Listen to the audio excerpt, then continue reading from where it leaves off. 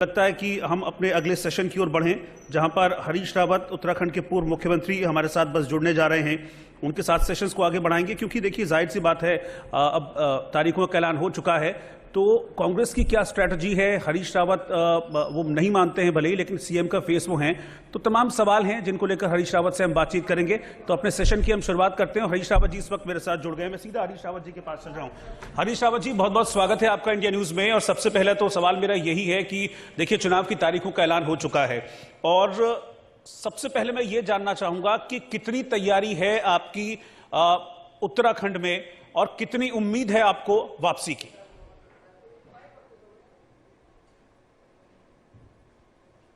पूरी तरीके से तैयार है।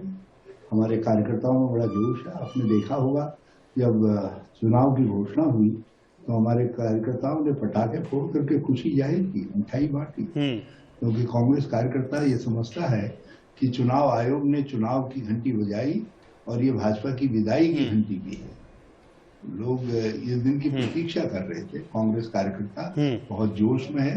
वो पिछले हार का बदला लेना चाहता है, और कांग्रेस कार्यकर्ता ही नहीं, जो कांग्रेस का लॉयल मतदाता है वो भी हर हालत में सुनिश्चित करना चाहता है कि इस बार कांग्रेस सत्ता नहीं हरीश रावत जी, लेकिन उत्तराखंड में जो ट्रेंड देखा गया है, उत्तराखंड में जो अभी तक ट्रेंड देखा गया है वो ऐसा ही है कि एक बार बीजेपी, एक बार कांग्रेस, एक बार बीजेपी, एक बार कांग्रेस।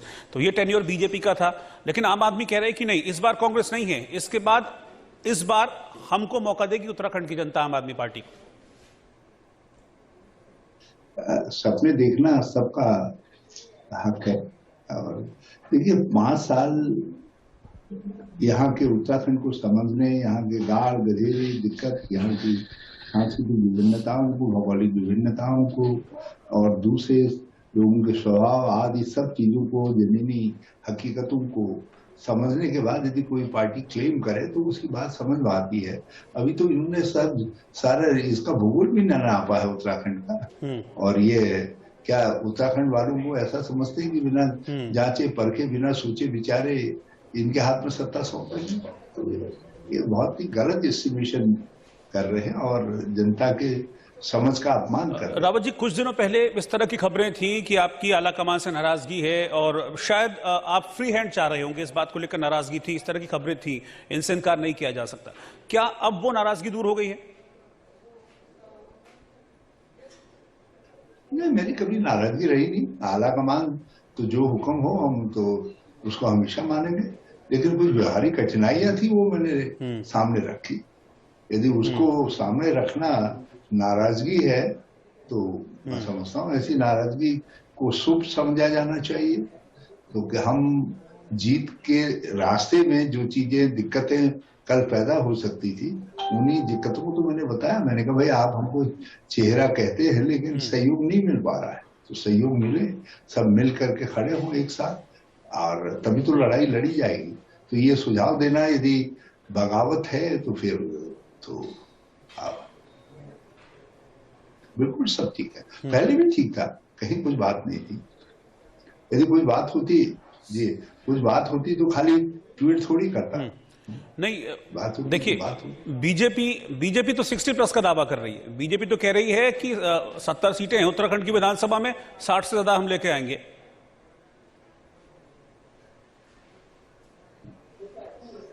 देखिए, हम लोकतांत्रिक पार्टी है, हम तो जनता के सामने हाथ जोड़ करके खड़े हैं, कह रहे हे मतदाता, हमको इतनी सीटें दे दे कि हम एक अच्छी सरकार उत्तराखंड को दे सके, और एक काम करने वाली सरकार दे सके, राजनीतिक स्थिरता दे सके, राज्य को निर्णय लेने की क्षमतावान सरकार दे सके। तो ये हमारा आग्रह है। भाजपा घमंड में है, इसलिए वो 60 पार कहती है, और जनता धीरे से कह रही है कि हाँ, आपके तुमको बहुत देख लिया, आप करेंगे तड़ी पार। वो 60 पार कर रहे, जनता तड़ी पार कह रही है। देखते हैं जनता का तड़ी पार सही सिद्ध होता है या भाजपा, क्योंकि लड़ाई हम में भाजपा में कम है, ये तो जनता जनार्दन और भाजपा के बीच में जाता है। रावत जी, लेकिन एक बात है ना, सुनिए, एक बात है ना कि चुनावी रैलियों पर तो अब रोक लगी हुई है, तो फिर आप लोग कैसे पब्लिक तक पहुंचेंगे? क्या इसके लिए तैयारी है, या क्या इसके लिए आपने नया फॉर्मूला कुछ ना कुछ निकाला होगा? कैसे बढ़ेंगे? हमारी तैयारी बिल्कुल मुकम्मल है, और हमने ऑलरेडी ऑनलाइन एड्रेस स्टार्ट कर दिया है। कल मैंने सुबह 11 बजे ऑनलाइन एड्रेस किया था। उसमें शुरू में ही 20,000 से ज्यादा लोग जुड़ गए। अब तो लाखों लोग देख चुके हैं। तो लोग ऐसा नहीं है, कांग्रेस का और कांग्रेस के संवाद का उत्सुकता से प्रतीक्षा कर रहे हैं। थोड़ा सा एक दिक्कत है कि हमारे राज्य के एक बड़े हिस्से में इंटरनेट कनेक्टिविटी नहीं है। 50-60% हिस्सा ऐसा है जहाँ कनेक्टिविटी या तो है नहीं या तो पुअर है। तो वहां के लिए इलेक्शन कमीशन को कुछ सोचना चाहिए, क्योंकि आखिर राजनीतिक दल पॉलिटिकल जनता के सामने नहीं जाएंगे तो उनका मत के देने के लिए मन बनाने में मदद करना हमारा दायित्व है। तो वो दायित्व हम राजनीतिक दल ठीक से निभा सके, उसके लिए कोई प्लेटफॉर्म निकालना चाहिए जो डिजिटल प्लेटफॉर्म के अलावा कोई तरीका और निकालना चाहिए। नहीं रावत जी, देखिए कांग्रेस को यह लग रहा था कि जो देवस्थानम बोर्ड है उसका मुद्दा बनेगा, लेकिन कांग्रेस बीजेपी ने वापस ले लिया वो इशू। तो इससे कुछ नुकसान हुआ, कुछ स्ट्रेटजी में फर्क पड़ेगा आपकी अब बीजेपी के स्टेप के बाद? बिल्कुल नहीं मिलेगा। इतना हुआ कि जो गुस्सा निरंतर चल रहा था वो गुस्सा जो है लोगों ने मन में रख लिया, लेकिन देवस्थानम बोर्ड भंग करने का निर्णय लिया, इस बात को लेकर के, गलत डिसीजन को लेकर के लोग जो आक्रोशित थे वो लोग दंडित करेंगे। ये अलग बात है कि जो गुस्से का कारण था वो थोड़ा अलग हट गया, मगर इससे गुस्सा समाप्त तो थोड़ी हो गया, क्योंकि लोगों के मन में ये सवाल तो है कि तुमने देवस्थानम बोर्ड भंग कर दिया और बिना ये समझे कि इससे किसकी भावनाओं को ठेस लगी। ये जो कोविड का टाइम था रावत जी, कोविड का जो टाइम था, इसमें हर स्टेट गवर्नमेंट ने सत्ता विरोधी लहर का सामना किया, लेकिन बीजेपी का कहना है कि हमने डट के मुकाबला किया। तो क्या इसका कुछ नुकसान आपको होता हुआ दिख रहा है भारतीय जनता पार्टी को? आप क्या समझते हैं वही हम भी समझते हैं। दिल्ली में कितना कोरोना से किस तरीके से मौतें हुई, ऑक्सीजन नहीं मिली, बेड नहीं मिली, दवा नहीं मिली। उत्तराखंड में देश में दूसरे नंबर पर सबसे ज्यादा मृत्यु दर थी। जो प्रतिशतवार मृत्यु दर उत्तराखंड में सर्वाधिक थी कोरोना से। तो लोग इसको भूले हैं, लोगों ने अपने प्रियजन खोए हैं, अपने जानने वाले खोए हैं। तो लोगों के मन में एक गुस्सा है भाजपा के प्रति, और वो भाजपा के प्रति गुस्से को चुनाव में निकालेंगे हर हाल। अच्छा, एक चीज मुझे बताइए, अभी हाल ही में प्रधानमंत्री नरेंद्र मोदी केदारनाथ आए थे। आपको क्या लगता है कि पीएम का आना बीजेपी के लिए एजेंडा सेट कर गया उत्तराखंड में?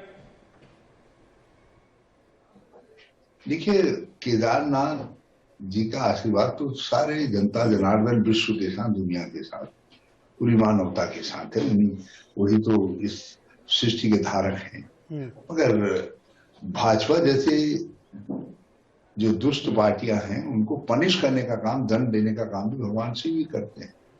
तो हम तो सब लोग भगवान शिव से कह रहे हैं, भगवान प्रसन्न हो और अपना तीसरा नेत्र खोलो, ताकि ये जन विरोधी, गरीब विरोधी, मजदूर, नवला, सबके जो विरोध में, किसानों के विरोध में जो पार्टी खड़ी है भाजपा, उसे लोगों को मुक्ति दिलाओ। अच्छा, मुझे ये बताइए, मुकाबला किससे है? नरेंद्र मोदी से मुकाबला है उत्तराखंड में, पुष्कर सिंह धामी से है, या फिर जैसे डबल इंजन की सरकार कहते हैं तो ऐसे ही दोनों से भी मुकाबला है? सत्यता ऐसा है कि हमको जनता के विश्वास को जीतने के लिए ही प्रयास करना है। जनता को ये विश्वास होना चाहिए कि कांग्रेस बहुत सीरियसली चुनाव लड़ रही है और पूरी तसक्ति से लड़ रही है। यदि हम ये विश्वास दिला पाए तो हमारा मुकाबला इनमें से किसी के साथ नहीं रह जाएगा। ये मुकाबले से दोनों पार्टियों का एक हम लोकतांत्रिक दल है, जो दाता दे दे उसको हाथ जोड़ करके प्रणाम करेंगे, कहेंगे धन्यवाद आपने दिया। हमें पूरा विश्वास है कि लोग हमको एक बहुत अच्छा बहुमत देंगे इस बार, ताकि हम। रावत जी, मुझे एक फाइनल क्वेश्चन आपसे पूछ रहा हूं। मुझे बताइए कि कांग्रेस क्या फिगर एक्सपेक्ट कर रही है, क्या आंकड़ा एक्सपेक्ट कर रही है उत्तराखंड में अपने लिए? कॉन्फिडेंट तो बहुत दिख रहे हैं आप।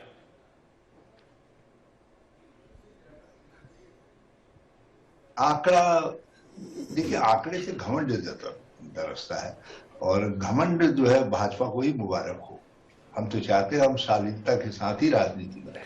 ठीक है हरीश रावत जी, बहुत बहुत शुक्रिया। हमारी शुभकामनाएं हैं, इंडिया न्यूज की तरफ से आपको शुभकामनाएं हैं, क्योंकि हमने सभी जो पार्टियां आज हमारे साथ जुड़ी, सभी जो दल जुड़े, उनको हमने शुभकामनाएं दी। इसके साथ ही साथ आप हमारे साथ जुड़े, बहुत बहुत शुक्रिया आपका।